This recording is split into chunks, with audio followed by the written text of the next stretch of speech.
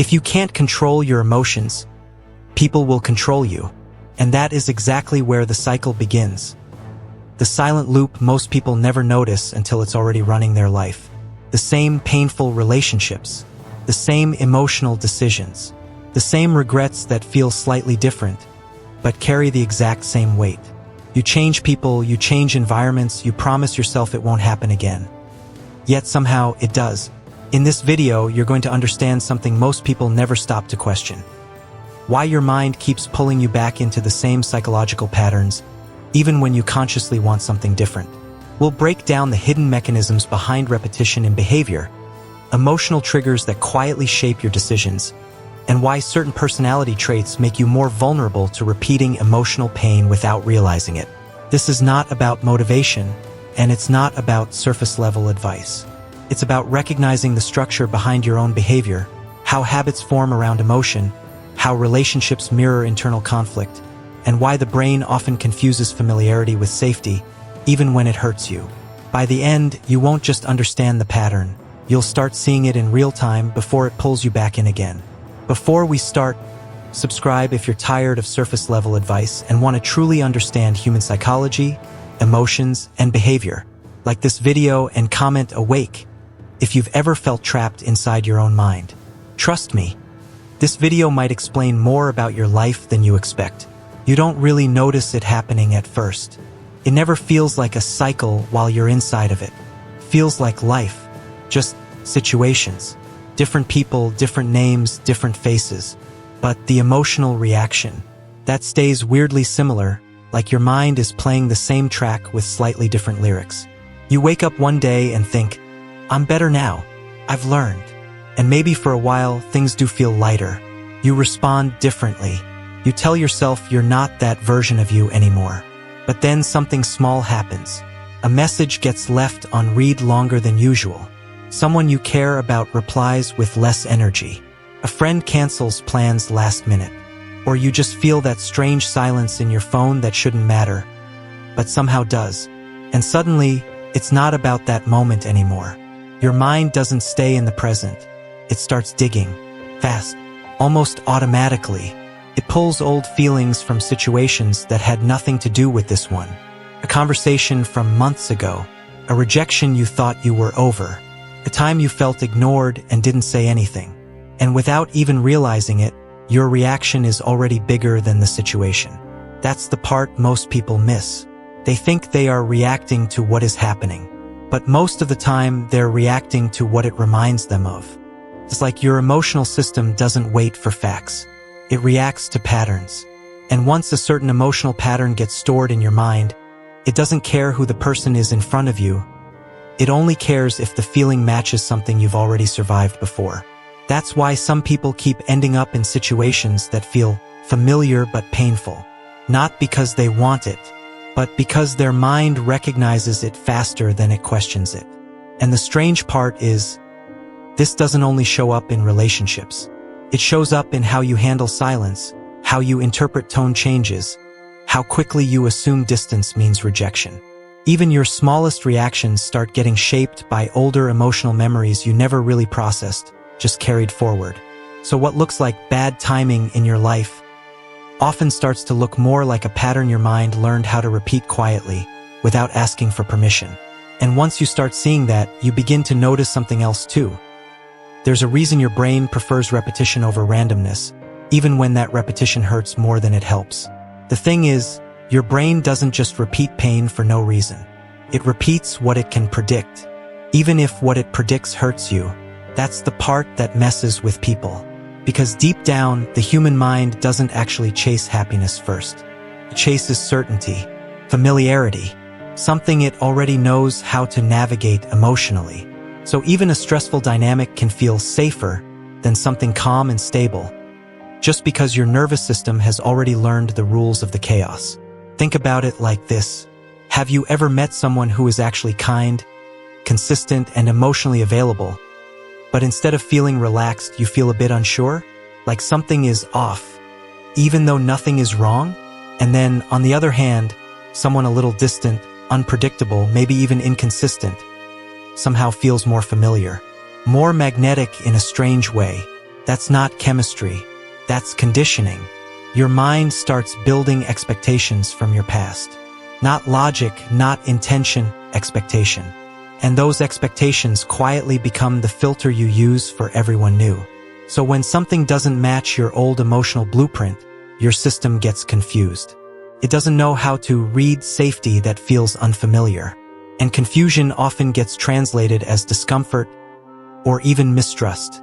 And here's where it gets tricky in real life. Because instead of slowing down and observing what's actually happening, most people unconsciously drift back toward what feels emotionally readable. Even if that readable pattern has already caused them stress before. It can show up in friendships where you always end up being the one overthinking replies. Or relationships where you feel like you're constantly adjusting yourself just to keep emotional balance. Or even in your own habits, choosing situations that feel intense. Because calm feels like something you haven't earned yet. And without noticing, your choices start orbiting around emotional familiarity instead of emotional well-being. The mind doesn't announce this shift.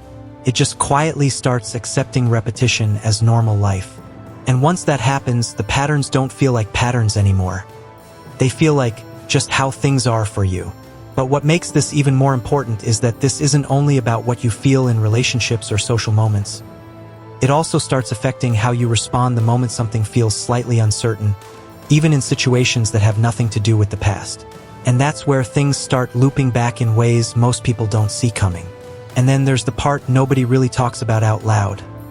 The moment the loop actually resets itself without you noticing. It doesn't happen during the big dramatic moments. It happens in the quiet ones. Like when everything is calm for a while, no tension, no confusion, no emotional chaos.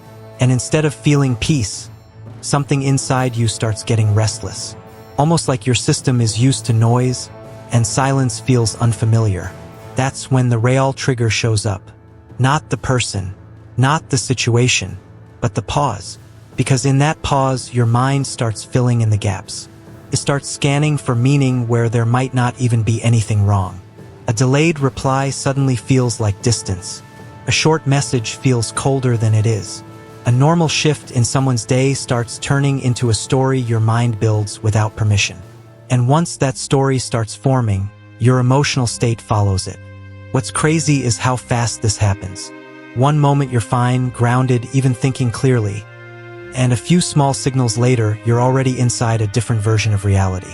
Not because anything changed outside, but because your interpretation changed inside. And in that shift, you don't even realize you're no longer reacting to what's real. You're reacting to what your mind is trying to protect you from. That protection system isn't random. It's built from older experiences where uncertainty did mean something painful. So now, even harmless silence can feel like a warning sign. Even neutral behavior can feel like distance. Not because it is, but because your brain learned to stay alert when things go quiet. And that's the part that keeps the cycle alive. Because the moment you start reacting to imagined outcomes instead of present reality, your actions start feeding the very situations you're trying to avoid. You withdraw a little. You overthink a little. You adjust your tone. You check messages more than you need to. You try to regain control over something that was never actually slipping away. And from the outside, everything still looks normal. But inside, you've already entered the loop again. The strange part is, this doesn't feel like repetition while it's happening. It feels like being careful, like not wanting to repeat past mistakes. But in reality, it's the past quietly steering present reactions.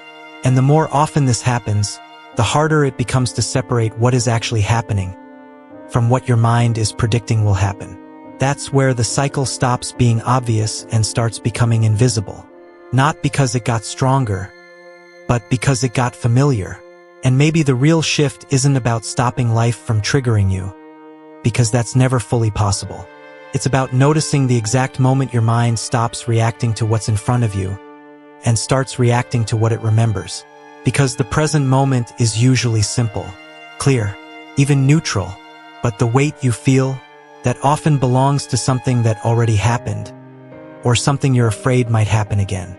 And when you begin to see that gap between what is real and what is being added by your mind, you don't instantly change everything, but you stop living on autopilot.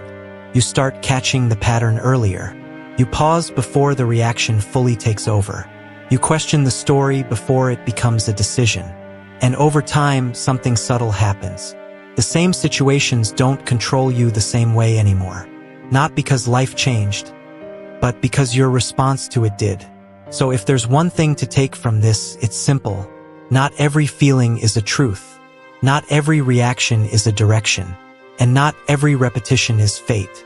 Sometimes it's just an old pattern trying to survive in a new moment. And once you see it clearly, it loses a lot of the power it used to have. Because the real control was never about stopping the pattern outside.